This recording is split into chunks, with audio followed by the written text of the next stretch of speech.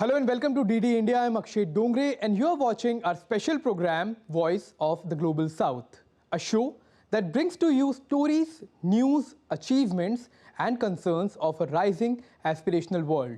So let us begin with today's episode.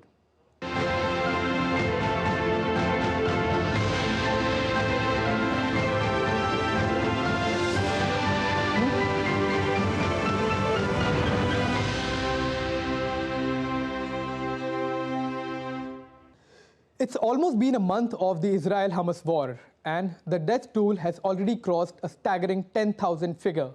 As of now, there seems to be no signs of a ceasefire despite repeated appeals by the biggest world body, the United Nations.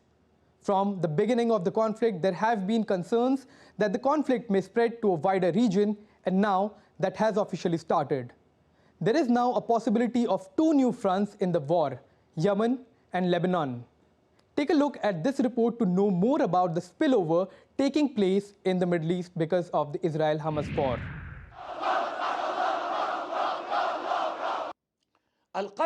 Syed Hassan Nasrallah, leader of Lebanon's largest political and military force, addressing his supporters on Friday, warned that the war between Israel and Hamas could turn into a regional conflict if attacks on Gaza continue, placing responsibility on the United States. The head of powerful Iran-backed movement warned that all options were open for an expansion of the conflict to Lebanon.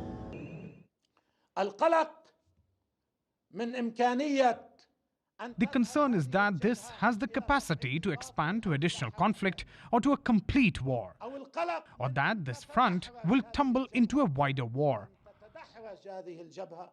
This is a realistic possibility and may happen, and the enemy should make every allowance for this.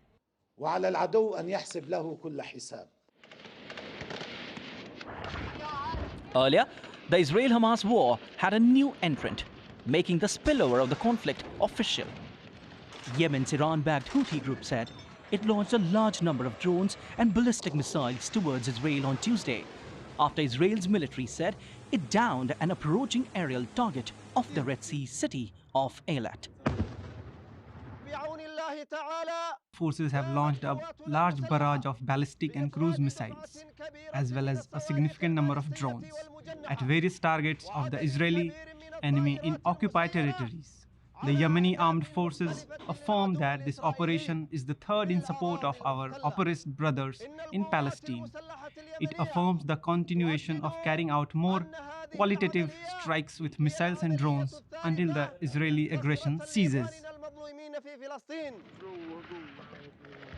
Yemen's Houthi leader Abdel Malik al-Houthi had warned that if the US intervenes in the Gaza conflict directly, the group will respond by firing drones and missiles and take other military options. The Israeli Defense Forces, in the backdrop of the attack, have stated that Israel remained focused on the Gaza Strip despite attempts by Houthi movement backed by Iran to challenge Israel. There are many actors in the region who operate as Iran proxies, such as the Houthis, who are trying to challenge us and distract us from the war in Gaza. We remain focused. We are focused on the war in Gaza. We will know how to defend ourselves wherever needed. The National Security Advisor of Israel has also given a veiled threat to the Houthis. Regarding the Houthis, let's say that this thing is intolerable. But I will not use this meeting to elaborate to make it clear to our enemies what awaits them as long as they continue this defiance. Iran, another key region player, has warned Israel and America of grave consequences if the battle is not stopped immediately. If this war is not stopped immediately and the joint attacks against civilians, the women and children of Gaza by America and Israel are not halted, then the consequences for those who are waging this war will be grave. And while the conflict continues to spill over, the UN's calls for a ceasefire and the end of conflict have fallen off deaf ears, with the ongoing conflict that threatens the entire region. And a new refugee crisis is now unfolding in the global south as Pakistan begins a nationwide crackdown on undocumented migrants it says are in the country illegally. The South Asian nation had set deadline of 1st November for about 1.7 million undocumented migrants, most of them Afghan refugees, to leave. And while thousands of Afghans in Pakistan have made their way back to Afghanistan in the last 2 months, many of them who have called Pakistan home for decades say they have nothing to go back to, while others say they are terrified to be heading back to the Taliban government. Take a look at this report.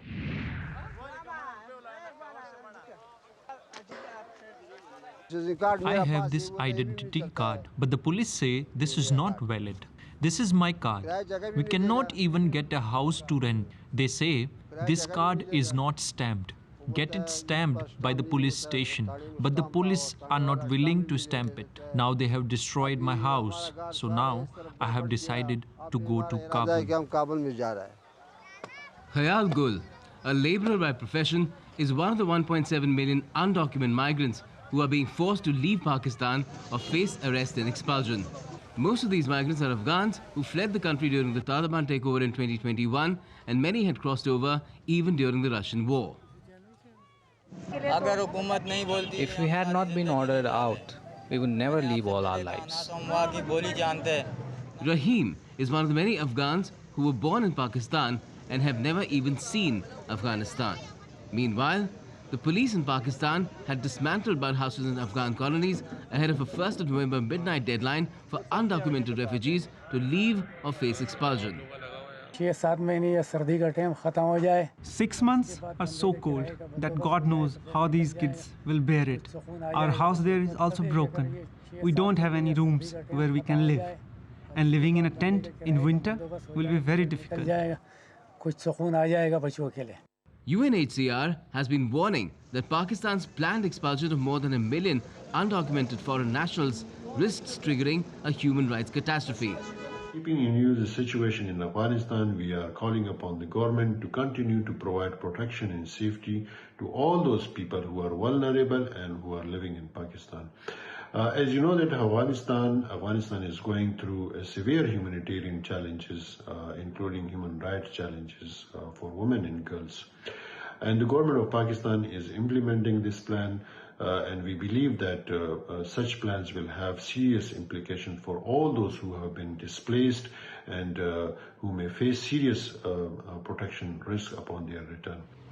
Back in Afghanistan, the influx of returning migrants and refugees has exerted pressure on already limited resources that are stretched by sanctions on its banking sector and the slashing in foreign aid since the takeover by the Taliban, making the future of these returnees more dire than it was in Pakistan. However, with the latest crisis, Pakistan has joined the list of several such nations in the global south where similar kind of refugee crises due to political instability and also due to arbitrary policies of various governments. And now some good news coming in from South Asia, where India and Bangladesh's top leadership have jointly inaugurated 3 development projects on Wednesday. The projects aim to improve connectivity and energy security in the region. They include a railway line which will connect India's northeast to Bangladesh for the first time. As the countries of the global south come together to bring a stronger connectivity, India and Bangladesh enter a new association. Indian Prime Minister Narendra Modi and his Bangladeshi counterpart Sheikh Hasina virtually inaugurated 3 Indian-assisted development projects on Wednesday. The projects that were inaugurated are Akhora, Agartala cross-border rail link, Kulna Mongla port rail link. After the inauguration, Indian Prime Minister Narendra Modi said that India and Bangladesh have extended collaboration for peace, security and stability along the border. हमारे संबंध निरंतर नई ऊंचाइयां छू रहे हैं। पिछले 9 वर्षों में हमने मिलकर जितना काम किया है, इतना काम कई दशकों में भी नहीं हुआ था। हमने बॉर्डर पर शांति, सुरक्षा और स्थिरता की बहाली के लिए दशकों से लंबित लैंड बाउंड्री एग्रीमेंट किया और मैरीटाइम बाउंड्री को भी सुलझाया।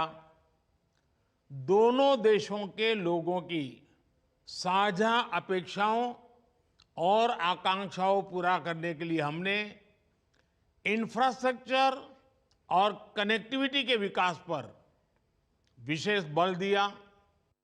The Indian Prime Minister further added that bilateral trade between both countries has grown threefold in the past 9 years.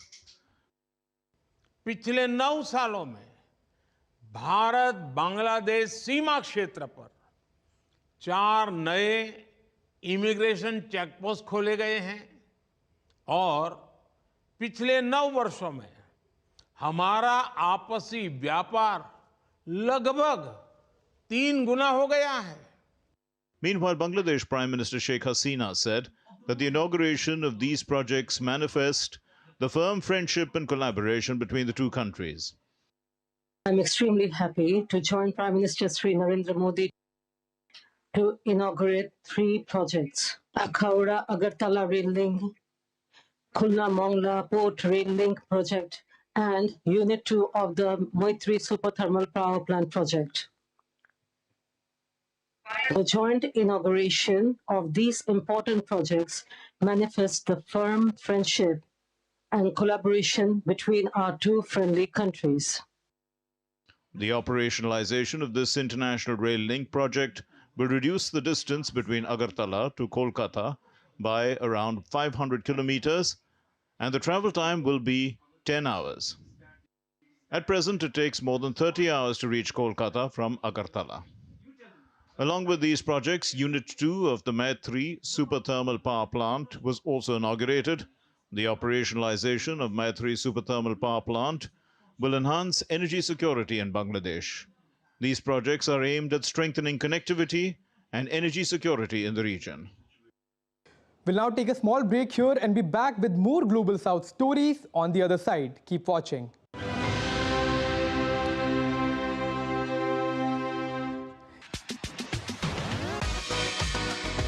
India that invents. India that innovates. India that excites. India that invites. Land of possibility. Teeming with opportunities. Watch India Ideas each Thursday, 8 p.m. only on DD India. In a world that never stops, where information shapes our reality, one app stands out, helps you stay ahead of time. Introducing the DD India app, your gateway to a world of news right at your fingertips. Your most trusted source of news goes global, goes digital. Explore a world of options, top stories, live updates, in-depth analysis, and more. Stay informed wherever you are. Real-time alerts keep you ahead of the curve always. The DD India app, connecting you to the world, one story at a time. Download now and explore the world of knowledge, insights, and authentic information.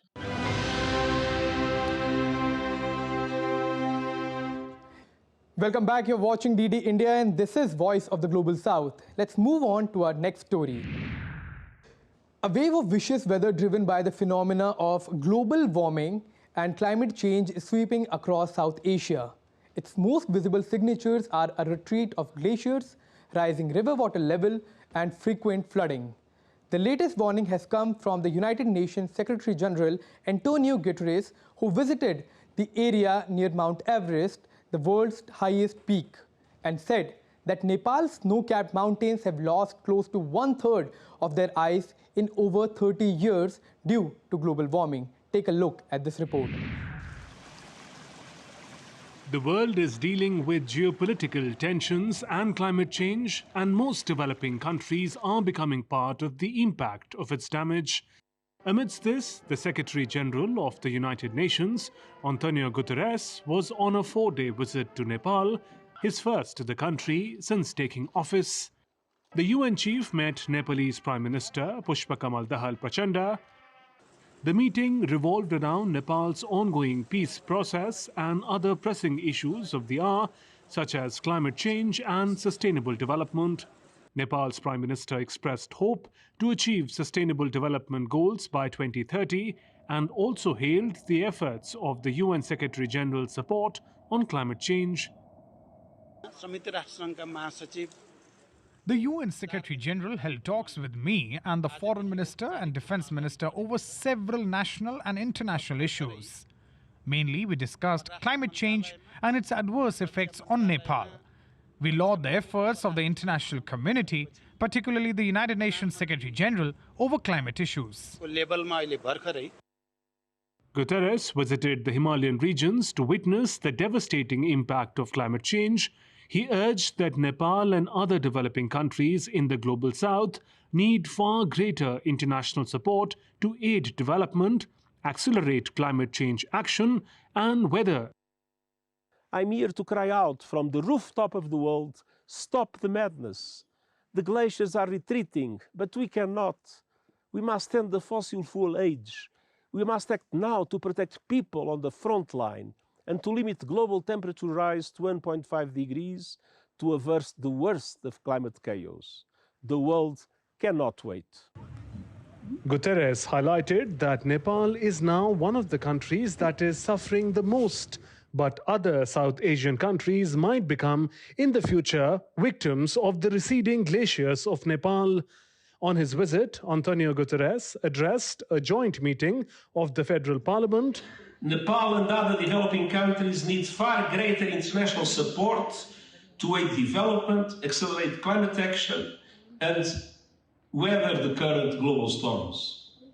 I have proposed a Sustainable Development Goals stimulus that would release at least $500 billion a year in affordable long-term finance for sustainable development and climate action in developing countries like Nepal. Climate scientists say the Earth's temperature has increased by an average of 0.74 degrees Celsius over the past 100 years, but warming across South Asia's Himalayas has been greater than global averages. Now let's talk about an issue that concerns the entire of the global south. A fresh wave of protests has erupted in Iran following the death of Armita Gerevand, a 16-year-old Iranian girl who died following an alleged encounter with the officers over violating country's hijab law. In September last year, the death of 22-year-old Mahsa Amini in the custody of morality police sparked months of anti-government protests that spiraled into the biggest show of opposition to the Iranian authorities in years. Let's take a look at this report on how the fresh wave of agitations have brought the issue of women's rights to the center stage of the Iranian politics once again.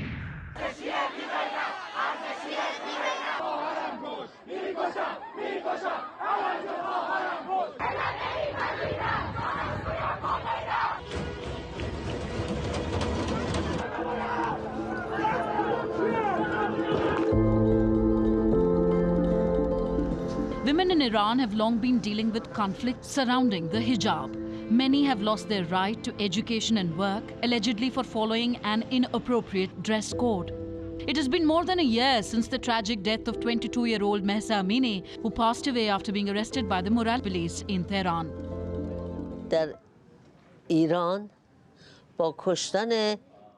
In Iran, with the killing of Mahsa, the train of the revolution began to move. The last stop for this train is the collapse of the regime. Sometimes the train travels fast and sometimes slow.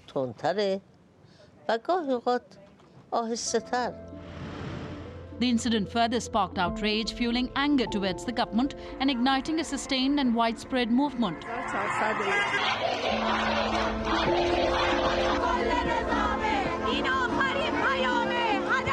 As the protests intensified, videos of women cutting their hair and burning their hijab spread, acts which served both as an expression of anger directed towards the policy responsible for Amini's death and a rejection of the policy of compulsory hijab. Until Iran is free, our fury will be bigger than the oppressors. Until the women of Iran are free, we are going to stand with you. Jian, Azadi, women, life, freedom. In the latest incident, a 16-year-old Iranian girl, Armita Jeravand, died following an alleged encounter at a metro station with officers in the capital city, Tehran. The police officers assaulted her over violating the country's hijab law. The teen went into coma and died after suffering from brain damage. But what happened after Armita entered the train still remains a mystery. As we see today, many of these early battles between the state and its citizens have remained unresolved in the post-revolution period and have impacted new generations of Iranians, ultimately challenging and restricting their personal choices. It's been 45 years since the revolution that brought the clerics to power, and nearly a year since the public outburst of anger against the system that has subjugated women's rights. The vision of a unified Iran that the regime projects has been exposed as an illusion, and it's not the hijab that's at stake, but rather the legitimacy of the regime itself.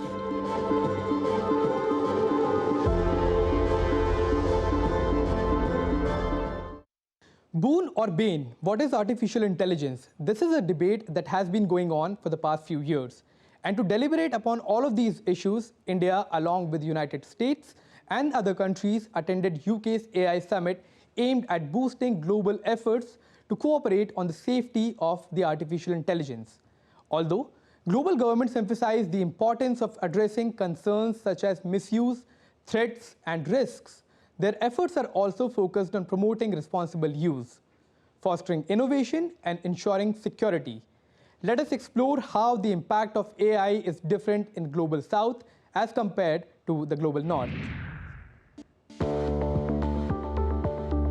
Artificial intelligence has now become part of our daily life and has become an easy access all over the world.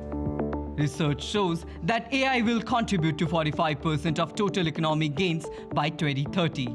Although artificial intelligence has immense potential in increasing economic growth, its benefits have certain geographical limitations.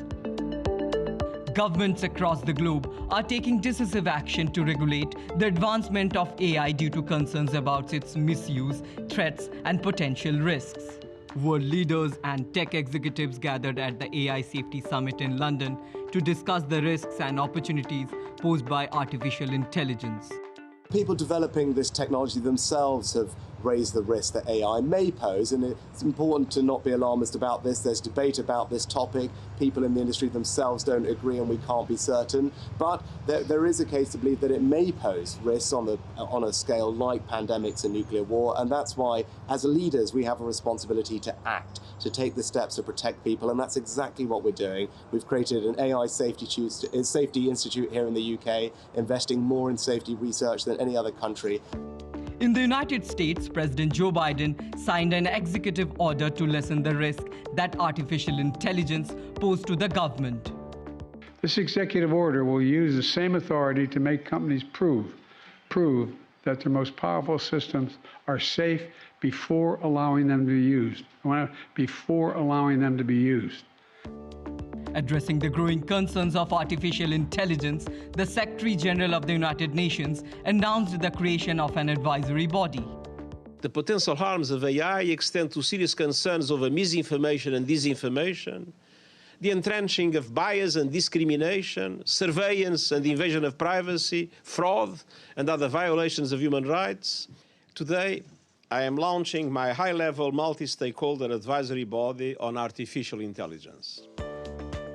The technological innovations by the AI plays a significant role in the expansion of the developing countries. AI, primarily designed and developed in the Global North, is vastly different than the Global South. As all regions of the world will benefit from the advances of artificial intelligence, it will have a larger impact on the Global North than the South due to its huge requirement of financial resources and structural limitations. This may lead to a global inequality in the operating environment and AI readiness. Hence, countries from the Global South are committed to work towards the development of AI. Recognizing AI's potential to transform economies, India has called for a global framework on the expansion of ethical AI tools. These regulatory efforts by international organizations, countries, and regions underscore the recognition of the importance of responsible AI governance. As a sword can be used to protect or attack, it all depends on how we use the upcoming growing technologies. But this is all we have for you in this episode of The Voice of the Global South. Let us know your thoughts on the show. You can connect with us on Facebook, X, and Instagram. You can also check out our website, ddindia.co.in. From all of us here in New Delhi, thanks for watching our special program, The Voice of the Global South. News and updates continue on DD India.